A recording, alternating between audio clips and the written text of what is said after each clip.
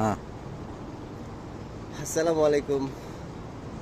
কিছু কথা বলার জন্য আপনাদের মাঝে আসলাম। আমার একটা বড় ভাই, তার ফোনে ফোন আসে কিছুক্ষণ আগে।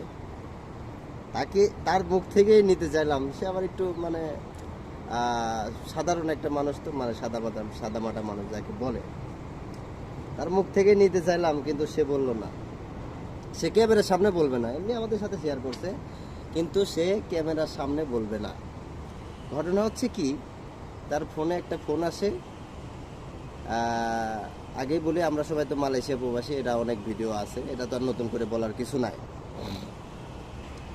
মালয়েশিয়া নাম্বার থেকেই, মানে আর এক ডিস্ট্রিক্ট থেকে তার ফোনে একটা ফোন আসে যে আমার মায়ে খুব অসুস্থ, আমার এখানে বিকাশ করার মতন কোনো ব্যবস্থা নাই, আমার এখানে ব্যাংক, মানে ব্যাংক অনেক দূরে, আমি ব্যাংকে যাইতে পারছি না, আমার মায়ে খুব অসুস্থ, আমার বাড়িতে টাকা দরকার ইমার্জেন্সি, তো আপনি একটা কাজ করেন, আমার কিছু টাকা পাঠায় দেন, তারপরে আপনার কাছে আমি টাকা পাঠিয়ে দিচ্ছি।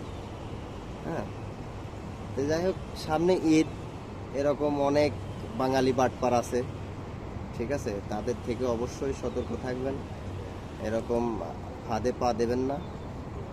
আর সবাই সতর্ক থাকবেন আর কি। এরকম অনেকেই আছে যারা বাটপার, এরকম অনেকেই আছে যারা হচ্ছে আপনার যে কয়টা মালয়েশিয়ার কোড নাম্বার, যে কয়টা আর কি, ঠিক আছে, যে কয়টা নাম্বার, 10টা হোক আর 11টা হোক, ওই কয়টা যে কোনো নাম্বার আন্দাজে তুলে ওরা ফোন মারতেছে। যদি এর মধ্যে হাবাগুবা একটা পেসেজ যায়, তাহলে ধরে লাকি চান্স। হ্যাঁ ঠিক আছে ভাই, আপনার তো এই সমস্যা, আচ্ছা ঠিক আছে, আপনার বিপদে পাশে তো মানুষই থাকবে নাকি, মানুষের পাশে মানুষই তো থাকবে। এরকম অনেকেই কিন্তু আছে সাদা মনের মানুষ, সাদা মনে কোনো কাদা নাই।